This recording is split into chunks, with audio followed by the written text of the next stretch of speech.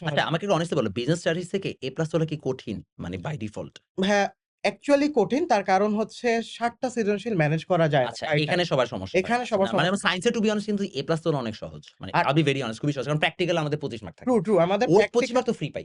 সত্যি বাকিটুকু কথা। নিয়ে আমাদের মারা। আমাদের জাস্ট প্র্যাকটিক্যাল হাতে গোনা ১ টা বা ২ টা সাবজেক্টের। আচ্ছা। কৃষি শিক্ষা আর হচ্ছে ও স্ট্যাটিস্টিক্স। তোমাদের কৃষি শিক্ষা পড়তে হয়? জি ভাই। আমার পড়তে হয়নি। আমি স্ট্যাট আল্লাহ পড়ছি। মাবুদ! আমি স্ট্যাট আচ্ছা পড়ছি। যাই বলো।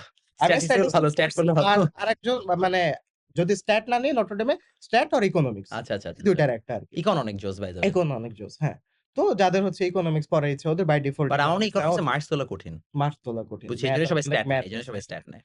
তো আমি স্ট্যাট নিয়েছিলাম কারণ হুম। প্র্যাকটিক্যাল আছে। একটু ফাঁকিবাজ টাইপের ছিলাম। আমি সবসময় চিন্তা করতাম যে কত কম পড়ে কত বেটার মার্ক পাওয়া যায়। না ঠিক আছে মেক হ্যাঁ, সেন্স। মানে এটা বরং ভালো স্ট্র্যাটেজি। জি ভাই। তো তারপরে হচ্ছে দেখলাম যে এখানেও পজিশন 36 ঢাকা হুম, বোর্ডে। হুম, হুম। আর যখন বৃত্তির লিস্টটা দেখতেছিলাম খালি নটরডেম। মনে হয় ভুলে ২ একটা অন্য অন্য কলেজ কলেজ ঢুকে চলে গেছে। আসছে। তো ওই এরিয়াতে তো আসলে নটরডেম বাদে স্ট্রং কলেজও আমাদের সাথে নাই। বিকজ আমি যতটুকু জানি যে আমাদের ওই এরিয়াতে মনে হয় ভিকারুননিসাও পড়ে না মানে আমাদের থানায়। ট্রু। তো আমাদের থানাটা আসলে মানে ওইখানে আমরাই আছি আর কেউ নাই এরকম আসলে টাইপের। এজন্যই আরকি। তো তারপরে হচ্ছে এইচএসসি গেল। তারপর অ্যাডমিশন টাইমে একটা ব্যাকল্যাশ ফেস করেছি। দেখলাম যে অনেকগুলো কোচিং আছে, হ্যাঁ? হুম, তো কোচিং এ আমি কোনটা করব সেটা বুঝতে পারছিলাম না। হুম, হুম। তারপর যেকোনো একটা অফলাইন কোচিং এ ভালো নামকরা একটা কোচিং এ আমি অ্যাটাচড হই। তো কোচিং এ একটা বড় প্রবলেম হচ্ছে ভাইয়া মানে ওরা ফার্স্ট ক্লাসে এমন কিছু পড়াবে যেটা অ্যাকচুয়ালি আমার দরকারই নেই। জানি এটা আমি তোকে একটা গল্প বলে আগাই। জি, আ আ কমার্সের আমি এরকম অনেক শুনছি যেরকম হচ্ছে ইউসিসি তো সবচেয়ে নামকরা আরকি কমার্সের জন্য তখন। এখন জানি না এখন হয়তোবা ফোকাস চলে আসছে বা আইকন চলে আসছে। আমি জানি না এখন মার্কেট অবস্থা কি। তো ক্লাস নিতে আমাকে একটা ভাইয়াই গল্প বলছে এবং ১ম দিন ক্লাসে যায়।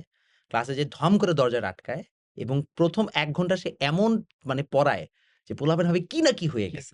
এবং সে যাওয়ার আগে খুব সুন্দর করে চুপচাপ তার ফোন নাম্বারটা লিখে চলে যায়।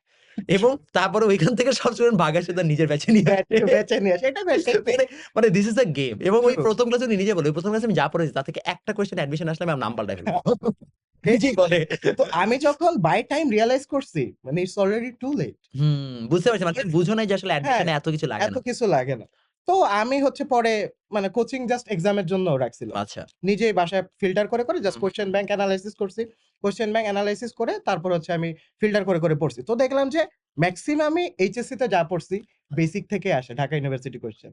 এটা সায়েন্সের ক্ষেত্রেও ট্রু।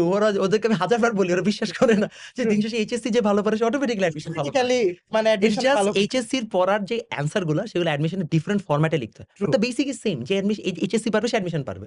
আমি এই জিনিসটা সবসময় বলি আর বাট অনেকে কমার্স বিশ্বাস করে না। স্টুডেন্টদের জন্য ভাই একটাই বেসিক জিনিস টাইম ম্যানেজমেন্ট। অ্যাডমিশনও টাইম ম্যানেজ করার জন্য স্টুডেন্টরা ধরে আমাদের কমার্সের স্টুডেন্ট খালি অ্যাডমিশন ইংলিশ নিয়ে একটু বেশি সাফার করে। ট্রু। ইংলিশ কারণ নিয়ে একটু ইংলিশটা বেশি কঠিন আসে সাফার তো করে। আমাদের। হ্যাঁ, ইংলিশের আসলে স্ট্র্যাটেজিটা একটু ডিফারেন্ট।